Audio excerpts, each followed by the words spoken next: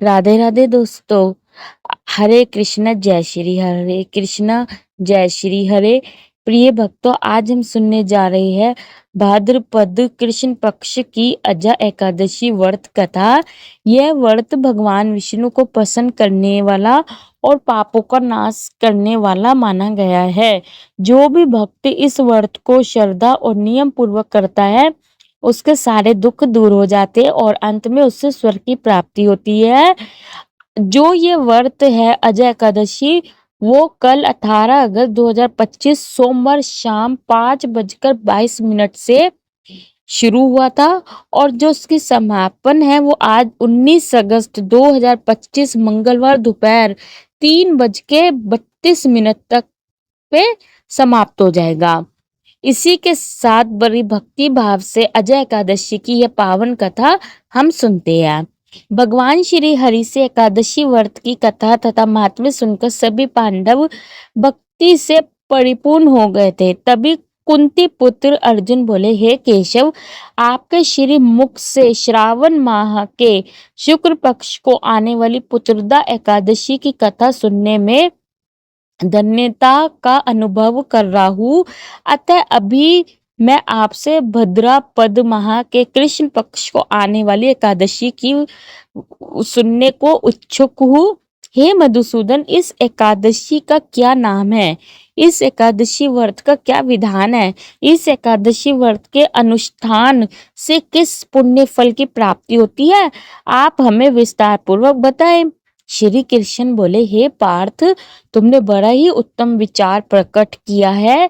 भाद्रपद माह के कृष्ण पक्ष को आने वाली एकादशी को अजय एकादशी के नाम से जाना जाता है। यह एकादशी का व्रत करने मात्र से सभी पापों का नाश होता है। इस एकादशी व्रत के माध्यम से मनुष्य के इस लोक और परलोक दोनों को उद्धार हो जाता है। इस एकादशी व्रत के जैसा संसार में और कोई व्रत नहीं है। हे पार्थ, अभी मैं तुम्हें इस पतित पावनी एकादशी की कथा सुनाने जा रहा हूँ, अतः तुम्हें इससे बड़े ध्यानपूर्वक सुनना।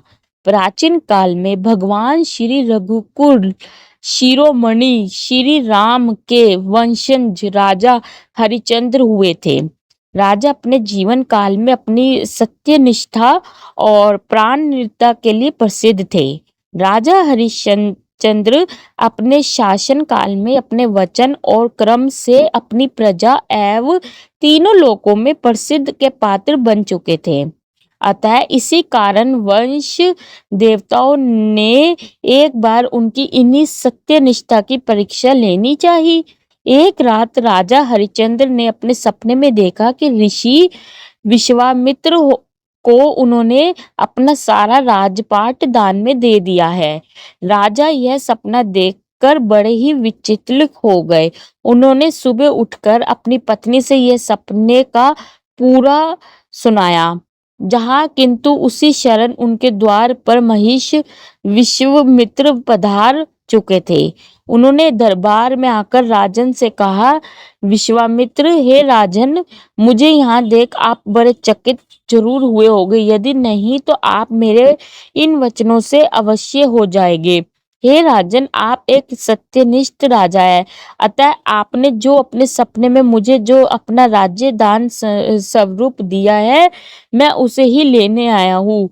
महिष विश्वामित्र की बात सुन सभी दरबारी आचार्य चकित हो उठे, किंतु जब राजा हरिश्चंद्र ने महिष विश्वामित्र के वचन को सार्थक करते हुए उन्हें स्वयं ही अपना संपूर्ण राज्य सौंप दिया, इतना ही नहीं, उन्होंने दान के लिए दक्षिणा देने हेतु अपने पूर्व जन्म के कर्म फल से प्राप्त हुए सौभाग्य लक्ष्मी समान पत्नी और तेजस्वी पुत्र सहित खुद का भी दान कर दिया। राजा हरिश्चंद्र को एक डोम ने दान स्वरूप प्राप्त किया हुआ था, जो शमशान भूमि में मनुष्य के दाह संस्कार का कार्य करवाता था। स्वतः वो एक चंडाल के दास बन गए थे। उन्होंने उस चंडाल के यहाँ कफन लेने का काज किया।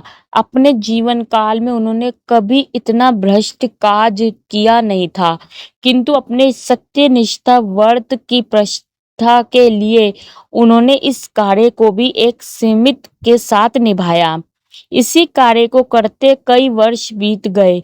अपने इस नीच कर्म को देख अब उन्हें बड़ा दुख होने लगा था। अब वह इस नीच कर्म से मुक्ति प्राप्त करने के लिए उपाय ढूंढने लगे। अब वह सदैव इसी चिंता में डूबे रहते थे कि कैसे इस नीच कर्म से मुक्ति प्राप्त की जाए। वह ऐसा क्या करे कि उन्हें इस नीच कर्म से मुक्ति मिले। एक समय की बात है, राजा हरिश्चंद्र अपनी इन्हीं चिंता में डूबे हुए थे कि महिषी गौतम उनके समक्ष आए। महिषी गौतम को अपने सम्मुख पाकर राजा बड़े हर्षित हुए और उन्हें प्रणाम किया, किंतु अपने मुख पर छाए हुए चिंता के बादल को ढक ना सके। अतः महिषी ने खुद ही उनसे पूछा, हे वत्स, तुम परम प्राप्ति हो। तुमने अपनी सत्यनिष्ठा के बल से स्वयं भगवान श्री हरि का भी मन मोह लिया है, किंतु आज इस मुख पर यह चिंता कैसी। महिषी गौतम के वचन सुन वह अपने आप को रोक न सका और उन्होंने अपना सारा वृत्तांत उनके समक्ष कह दिया। राजा हरिश्चंद्र का वृत्तांत सुन वह भी दुखी हो गए और उन्होंने कहा, महिषी गौतम, हे राजन, तुम्हारा वृत्तांत सुन मैं भी भावुक हो गए हूँ।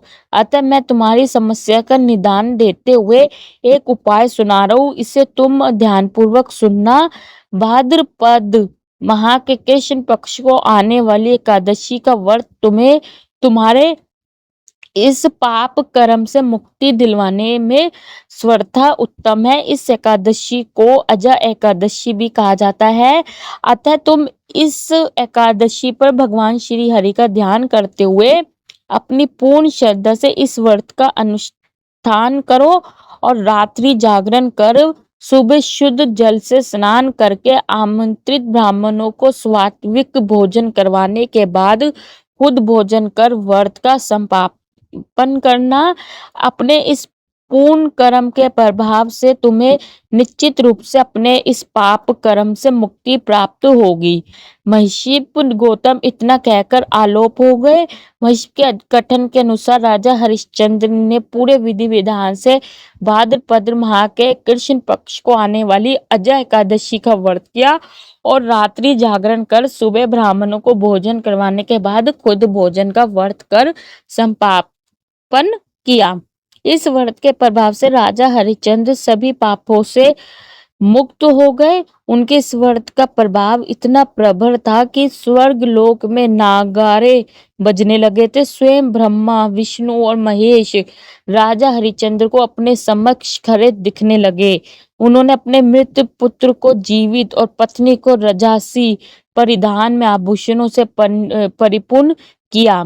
व्रत के पुण्य फल से राजा हरिश्चंद्र को पुनः अपने राज्य की प्राप्ति हुई।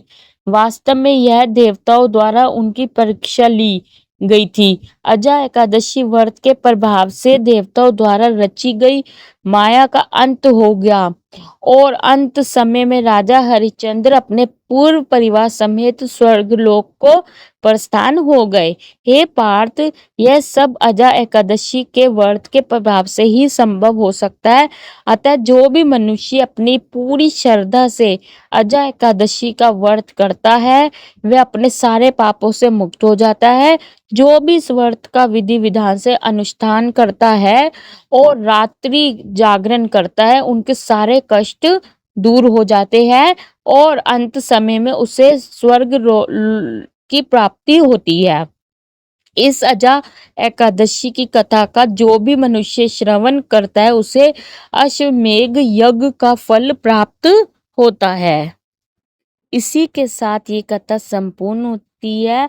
आपने अभी अजा एकादशी की महिमा और राजा हरिश्चंद्र की अद्भुत कथा सुनी है, जिससे अश्वमेध यज्ञ के बराबर फल मिलता है।